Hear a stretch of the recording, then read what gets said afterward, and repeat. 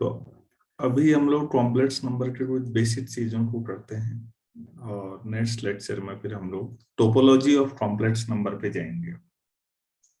Complex plane के बारे में प्रॉपर्टी सीखेंगे। कुछ ऐसा लगता है मुझे कि अभी जरूरत है थोड़ा सा फाउंडेशन की। एक पुराना क्वेश्चन है, आया हुआ है, जेई का ही है। If sin x plus iota cross 2x and cos x minus iota sin 2x are complex conjugate to each other,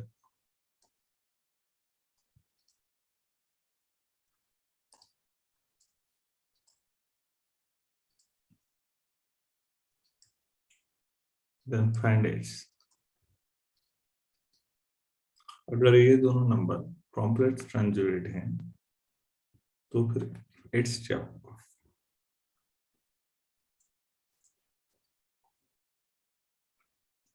ये करना है हमने। तो कंजुगेट कहा है तो बराबर कर लीजिए। sin x plus i cross 2x का conjugate cos x minus i sin 2x, ये लिखा हुआ है। हमारी जानकारी के अनुसार ये इतना हो जाएगा। कंजुगेट में आयोटा है जो minus iota cos x minus sin 2x। दो कॉम्प्लेक्स नंबर बराबर हैं तो रियल रियल के बराबर होगा, इमेजिनरी इमेजिनरी। तो sin x equal to cos x। आप कर सकते हैं tan x equal to 1। tan x कितना होता है? 5/4 1। और 10 का पीरियड कितना हुआ? पाई। तो n पाई प्लस 5/4 हो जाएगा। N integer. इमेजिनरी पार्ट को बराबर करें तो cos 2x तो sin 2x। यहाँ से आपको tan 2x इक्वल टू 1 मिला। फिर वही बात है, 1 तो tan 5/4 होता है, लेकिन ये तो principal value in general. 2x जो होगा वो कोई m पाई प्लस 5/4 होगा, या x जो होगा वो m पाई/2 प्लस 5/8 होगा। m भी इंटीजर होगा। आप सरल शब्दों में चाहें तो n चीज और कुछ रख लीजिए, जैसे 0 1 2 3 4। तो x क्या मिलेगा 0 में 5/4। n चीज 1 रखिए 5/4। 2 रखिए 9/4। 3 रखिए 13/4। ये AP है, आप समझ रहे होंगे। अगर आप m में इंटीजर रख, पॉजिटिव भी रख लो, नेगेटिव भी रख सकते हैं। तो यहां से क्या मिलेगा? इट्स 5/8 1 रखिए तो 5/2 प्लस 5/8 तो 4/8 5/8। बेसिकली जो ऊपर आया उसका डबल आ जाएगा, आधा आ जाएगा। 9/8 13/8। आपको ऐसा एड्स चाहिए जो दोनों इक्वेशन को सेटिस्फाई करे, ताकि रियल पार्ट की बराबरी भी जस्टिफाई हो और इमेजिनरी पार्ट की। तो आप ही लोग बताइए, ये रियल पार्ट वाली इक्वेशन के सरल तरीके से समझाया है, ये कॉमन वैल्यू क्या क्या आ रही है?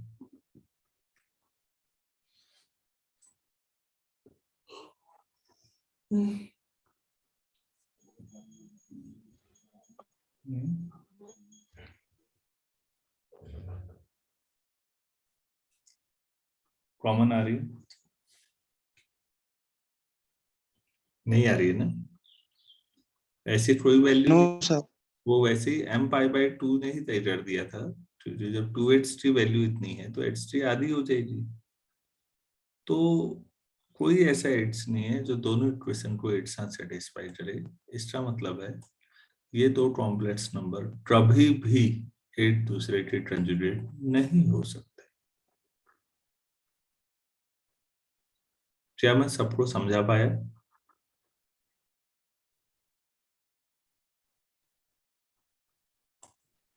Yes sir.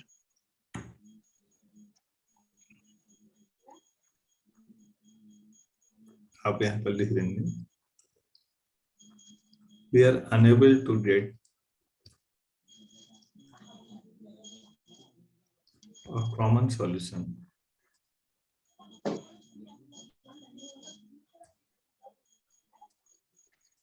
of above equations. So, given complex numbers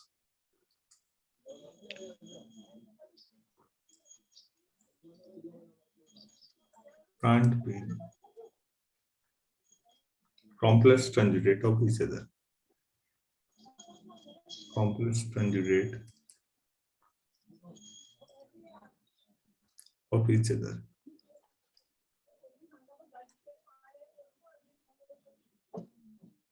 ये हो गया आपके पास। उम्मीद है कुछ समझ में आया होगा इससे। जिन बच्चों ने कभी किसी एग्जाम की तैयारी नहीं की है तो उनको ये समझ में आता है कि अच्छा सवाल कैसे कैसे बनाए जाते हैं। हम सारे सवाल नहीं कर सकते। IIT JEE के लिए कॉम्प्लेक्स नंबर पढ़ाया जाता है और वो अच्छा खासा है। कॉम्प्लेक्स नंबर में बहुत कुछ है। मैं केवल कुछ चीजों को टेस्ट करने की कोशिश कर रहा हूँ बस, कि कुछ चीजें सिखा सकूं कि सवाल कैसे बनाए थे। एक काफी अच्छा सवाल ये लगता है मुझे, लिखिएगा द ओरिजिन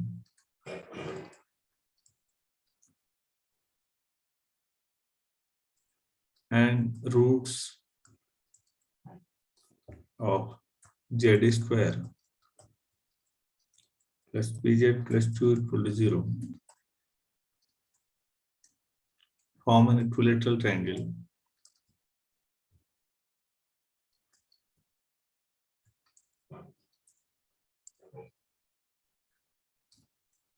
if, फिर 4 ऑप्शन दिए, कंडीशन बतानी किस सिचुएशन में इस इक्वेशन के रूट्स और ओरिजिन मिला के इक्विलेटरल ट्रायंगल बनेंगे। तो इससे दो रूट्स z1 z2 मान लेते हैं। z1 and z2 the roots of z square plus pz plus 2 equal to 0। तो z1 plus z2 minus p हो जाएगा और z1 इंटू z2 3 हो जाएगा। ये तो रियल जैसे आप करते हैं वैसे ही चल रहा है। इतना समझ में आया? Yes sir. Yes.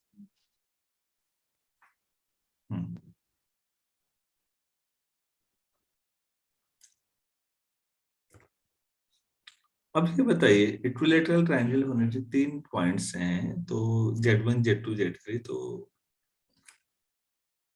We know that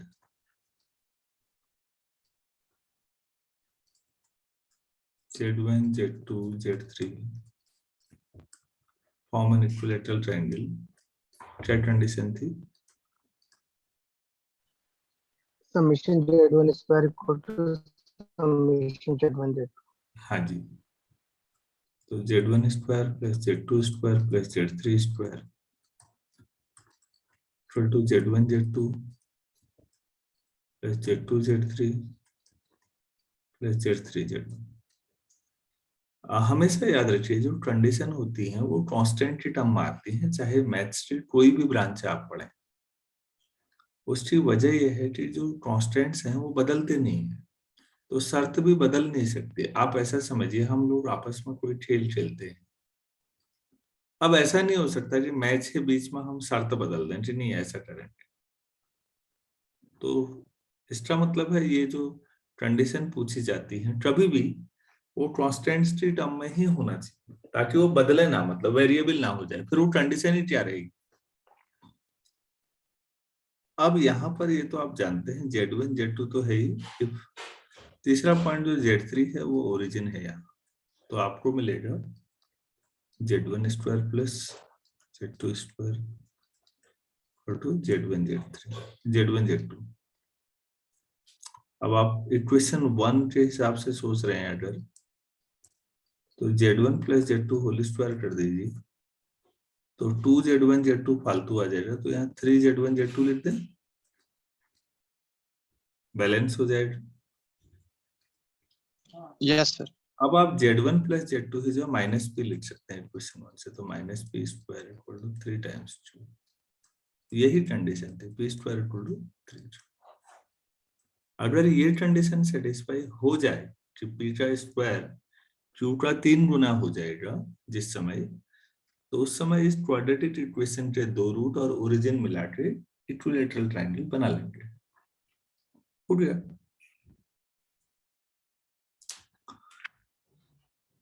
चलिए इस पर बेस्ड एक सवाल मैं आपसे और पूछता हूँ।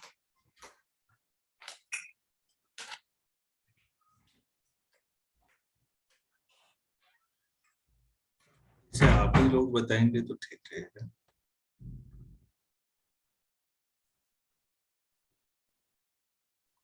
If Z1, Z2, Z3 form an equilateral triangle,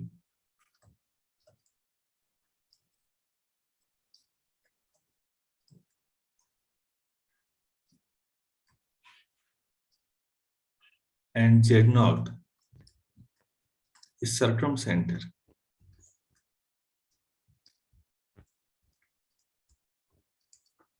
then prove that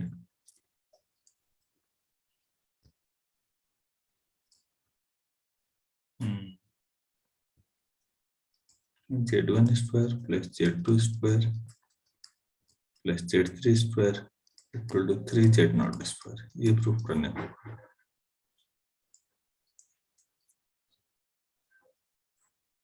कोई भी ट्रायंगल है उसके तीनों वर्टिसेस से जो जाता है सर्कल, उसको सर्कम सर्कल कहते हैं। हिंदी में परिवृत्त, चारों तरफ, परि मतलब चारों ओर, चारों ओर होता है तो परि शब्द यूज होता है, और दोनों तरफ होता है तो उभय शब्द यूज होता है।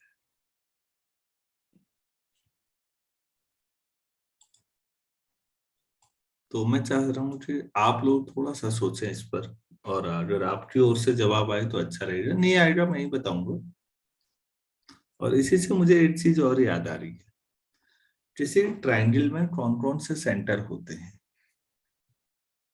सर्कम सेंटर, इन सेंटर, ऑर्थो सेंटर, सेंट्रोइड, मुझे लगता है इनके, और एड सेंटर्स।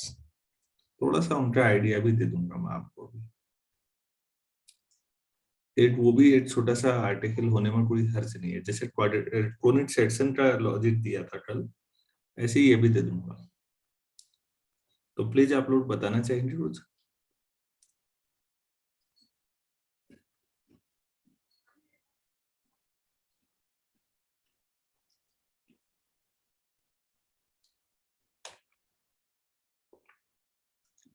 नहीं आ रहा है, कोई बात नहीं बच्चों। इक्विलैटरल ट्रायंगल में सर्कम सेंटर, सारे सेंटर 80 होते हैं, पहली बात।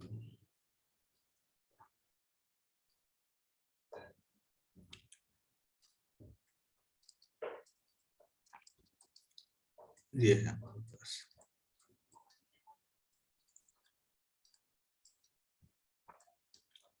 ये जेट नॉट है।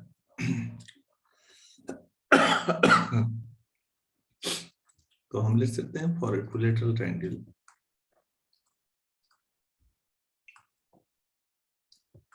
इक्विलैटरल में है फैसिलिटी, सब जो नहीं है,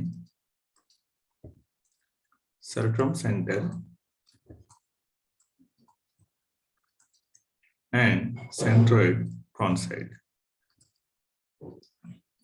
बाकी भी कॉन्सेप्ट करते हैं, अभी हमें उन पे इंटरेस्ट नहीं है। तो सर्कम सेंटर जेड नॉट है, तो वही अब सेंट्रॉइड भी हो जाएगा। सेंट्रॉइड हम जानते हैं मीडियन स्टार इंटरसेक्शन पॉइंट, और वो कैसे निकलता है, Z1 plus Z2 plus Z3/3।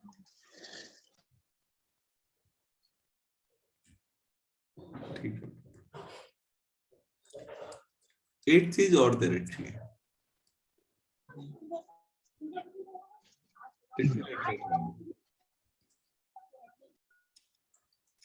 Since triangle is equilateral, तो वही आइडेंटिटी अमित ने अभी बताई थी, वही लगा लेते हैं।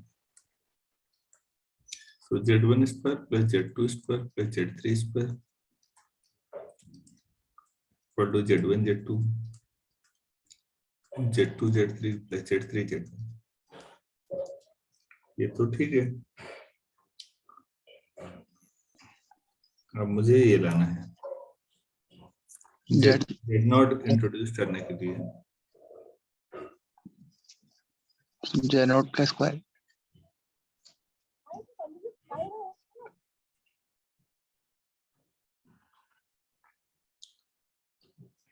मतलब ये दो चीजें यूज करनी है।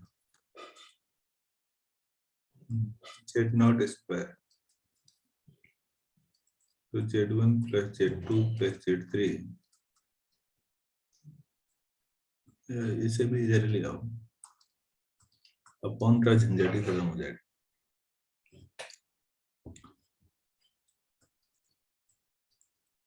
Z1 square plus Z2 square plus Z3 square 2 times, दो बार सभी आ जाएंगे, Z1 Z2 Z2 Z3 Z3 Z1। अब जो ये दूसरा वाला ब्रैकेट है, इक्वेशन 2 का यूज कर सकते हैं यहाँ पर। यस। क्या लिख दें? तो 2 plus 2Z1 square. Z2 square plus Z3 square. मेरे ख्याल से समझ में आ गया होगा। हो गया प्रूव।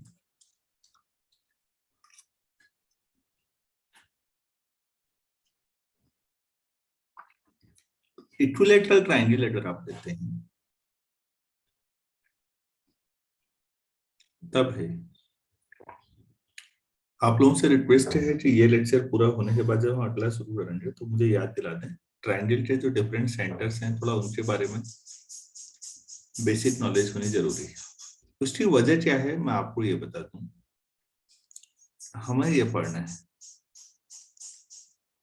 एक्चुअली, ये ऐसी जगह है जहां पर 3 नदियां आके मिलती है।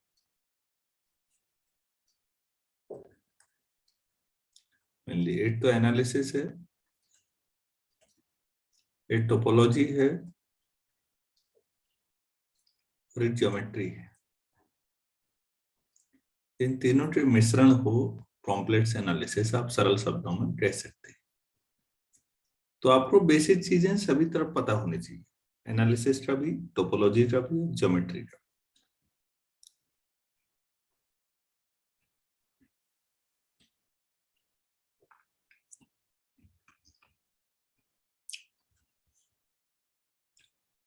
टोपोलॉजिकल हमारा बहुत ज्यादा अभी शुरुआत में तो नहीं होना है। अच्छा, एक बात बताइए, कभी अगर मैं ऐसा लिख दूं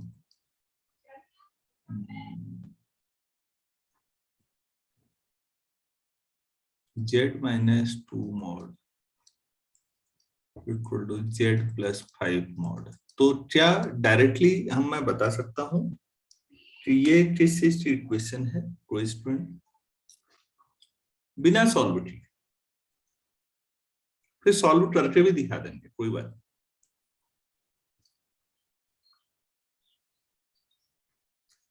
नहीं, कोई बात। एक बात सोचिए आप, चलो ये लाइन मान लो सीधी है, सपोज ये ओरिजिन है, ये -5 है और ये 2 है।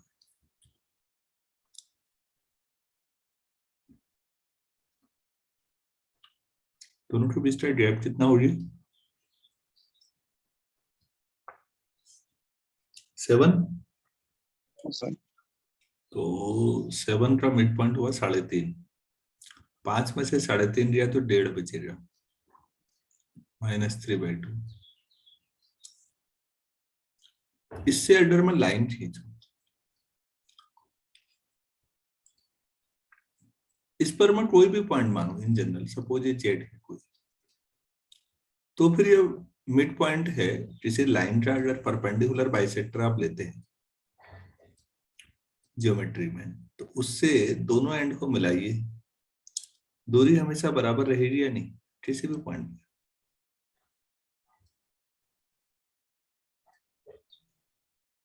सोचते रहिए, आगे बढ़ो।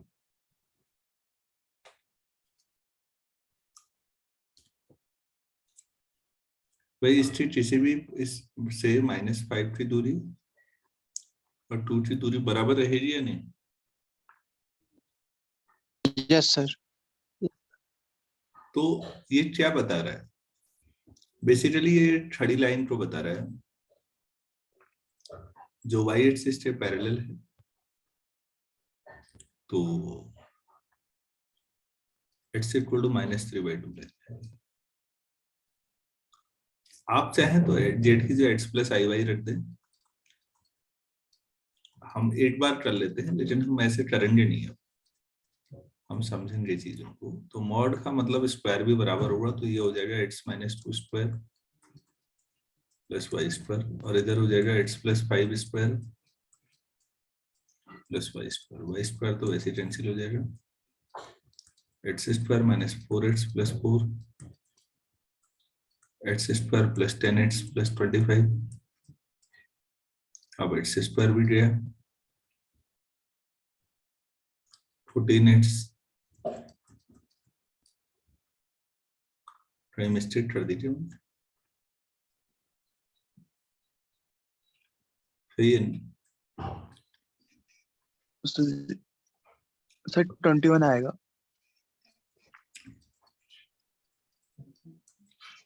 आ रहा है ना?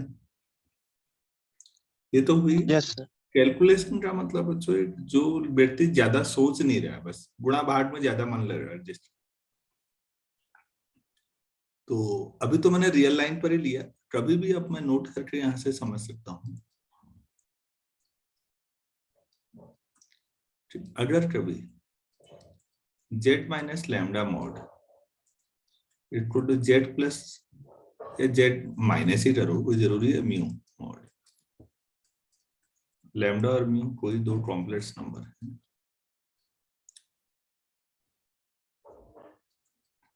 it represents perpendicular bisector किसका? of the line joining lambda and lambda mu. Lambda और म्यू को जोड़ने वाली जो लाइन है ना, उसका जो परपेंडिकुलर बाइसेक्टर है, ये उसको रिप्रेजेंट करती है। चलो यार, ये एक छोटा चीज और देता हूं, 2 time z - 5 equal to z+1 mod. इसको आप कैलकुलेशन कर लो, z की जो x+iy रख के सॉल्व करिए, देखिए क्या आता है।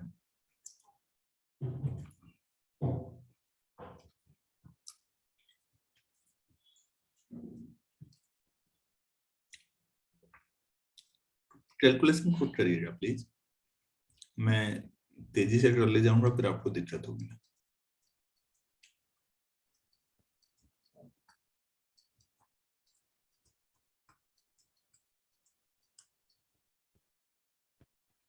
पेन चलाओगे तो एंजॉय भी करोगे उसको, तो सर दर्द हो जाना है।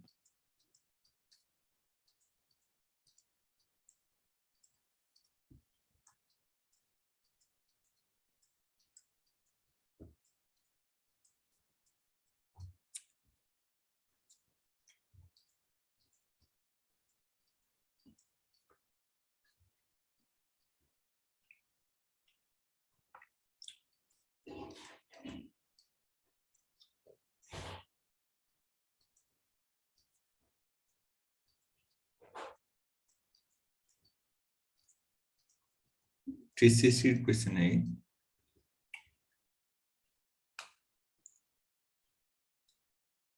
Sir, x equal to 3.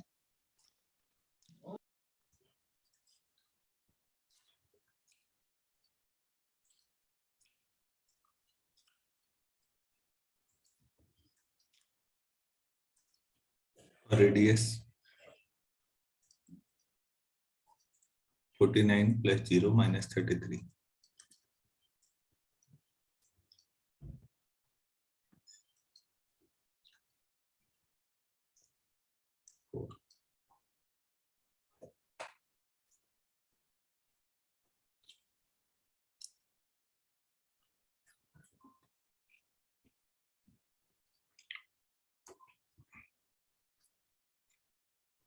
Actually मुझे ऐसे लिखना चाहिए इन जनरल।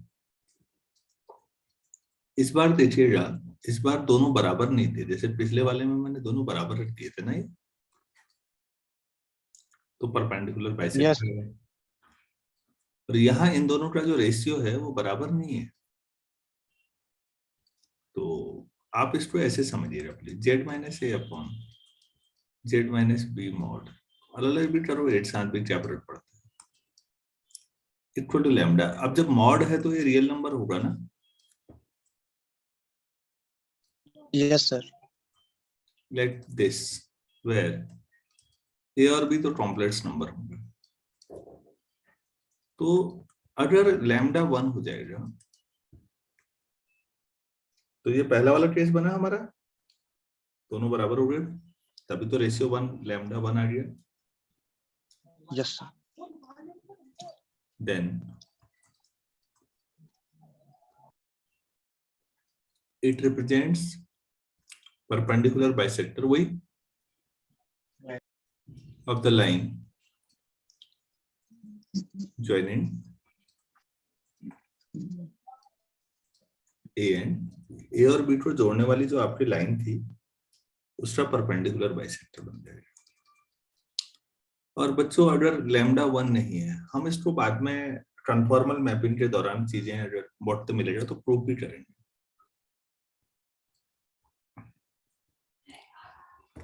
अगर लैम्डा 1 नहीं आया तो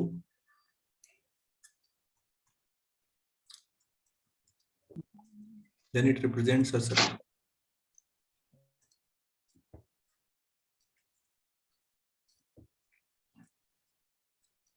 तो ये सर्कल होगा। तो अभी पिछले सवाल जो मैंने जस्ट ऊपर किया था, मैं आगे लिखाने से बजाय पहले ये बताना चाहूंगा, जो मैंने किया है इसमें इन दोनों का रेशियो 1/2 आ रहा था ना, या 2 ले लो,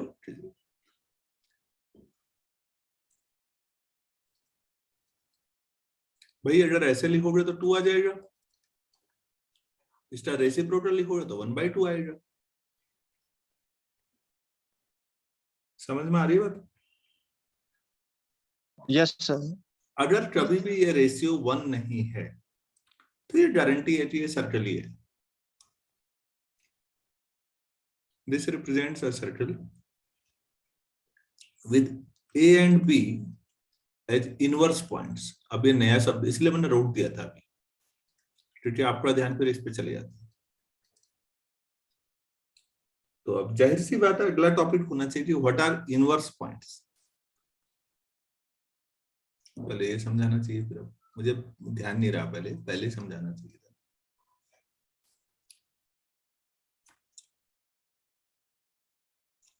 प्लेन मिरर है,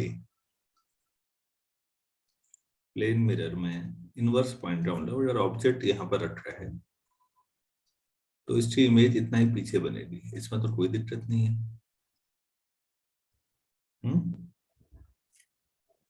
अगर स्फेरिकल मिरर हो, बड़ी गजब चीज है स्फेरिकल मिरर, लिख भी देते हैं। अगर मिरर स्फेरिकल है तो ये सेंटर है मान लो, और ये बी है, तो इनवर्स पॉइंट क्या होते हैं, मान लेते हैं स्फेयर का रेडियस r है,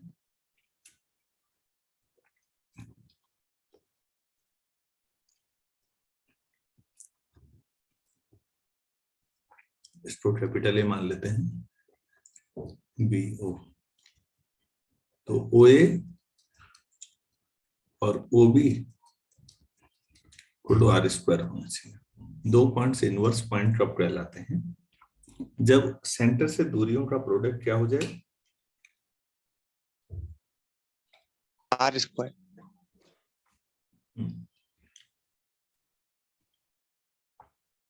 इनवर्स पॉइंट होने के लिए वो 80 डायमीटर पे होने जरूरी है, पहले तो ध्यान रखिए। इसका यूज आप लोग पढ़ेंगे MSc करते हुए फ्लूइड डायनामिक्स में कई जगह। कॉम्प्लेक्स का एप्लीकेशन बहुत सारी जो हम लगाते रहते हैं।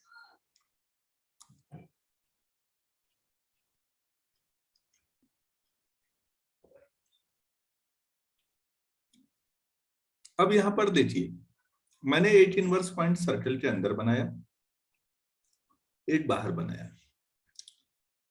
तो सवाल ये उठता है कि क्या दोनों अंदर नहीं हो सकते? आप एक बात बताइए, अगर OA लेस देन R हो गया और OB भी लेस देन R हो गया, तो दोनों पॉइंट अंदर हो जाएंगे ना? Yes, sir. तो फिर क्या ये पॉसिबल है कि OA इंटू OB क्या हो जाएगा?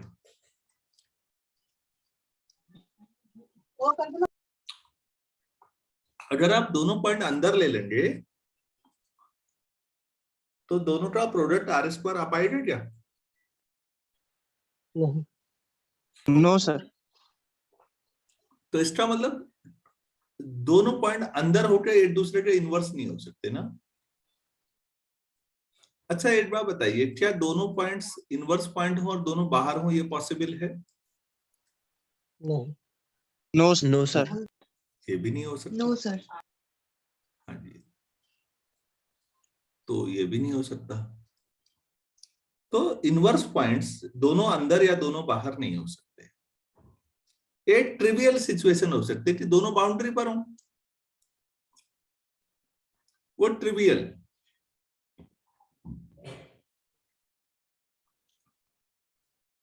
ट्रिवियल का मतलब जो चीज हमारे लिए ज्यादा महत्वपूर्ण नहीं होती, हम उसे ट्रिवियल कहते हैं। अब आप ही सोचिए, OA जितना ज्यादा होगा, OB को उसी हिसाब से थोड़ा कम होना पड़ेगा ताकि प्रोडक्ट R स्क्वायर ही रहे ना बच्चों।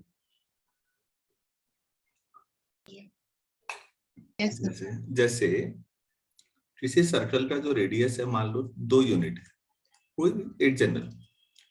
अब OA ले रहे हो आप 2022, तो आप ध्यान से देखिए OB को कितना लेना पड़ेगा कि 2 आ जाए? 8011 नहीं, 1/। तो आप मेरी बात समझिएगा कि अगर कोई पॉइंट सेंटर से जितना दूर होगा, उसका इनवर्स पॉइंट सेंटर के उतना नजदीक होगा।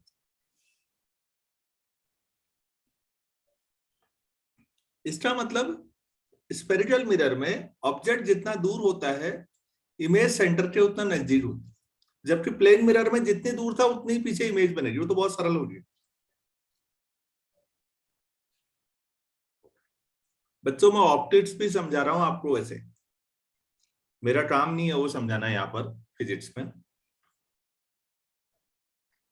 तो अगर एक पॉइंट सेंटर की ओर टेंड करे ले आता, कोई पॉइंट जैसे A है, वो टुवर्ड सेंटर आते जाए, टेंडिंग टू का मतलब समझते ही है लिमिटिंग पोजीशन में, तो जो उसका इनवर्स पॉइंट होगा वो कहां को जाना शुरू करेगा?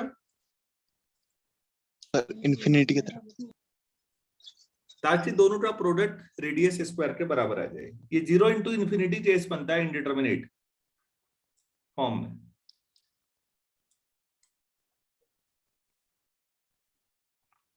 ट्रांसफॉर्मल में ये सिचुएशन आएगी बच्चों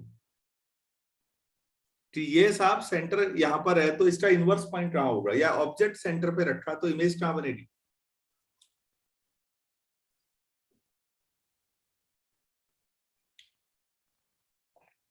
अरे इंफिनिटी पे बनेगी। और ऑब्जेक्ट इंफिनिटी पे रखा हो तो सेंटर पे, हाँ, इमेज से ऑब्वियस है सेंटर पे बनेगी। तो इनवर्स पॉइंट्स क्या होते हैं, मैं समझा पाया आप लोगों को? Yes sir. Yes sir. हाँ जी, तो आप किसी एग्जाम में अगर ये लिखा हुआ आ जाए, नोट किया हुआ, दोबारा पढ़िए इसको, तो पहला पॉइंट तो इजी था। दूसरा ये है कि अगर लैम्डा 1 नहीं है तो फिर ये रेशियो हमेशा इस सर्कल को रिप्रेजेंट करेगा जहां ए और बी इनवर्स पॉइंट्स हो। चलिए कुछ चीजें हम सीख पाए होंगे, थोड़ा आगे बढ़ते हैं। नेक्स्ट क्लास हम 8:15 बजे शुरू करते हैं। Thank you.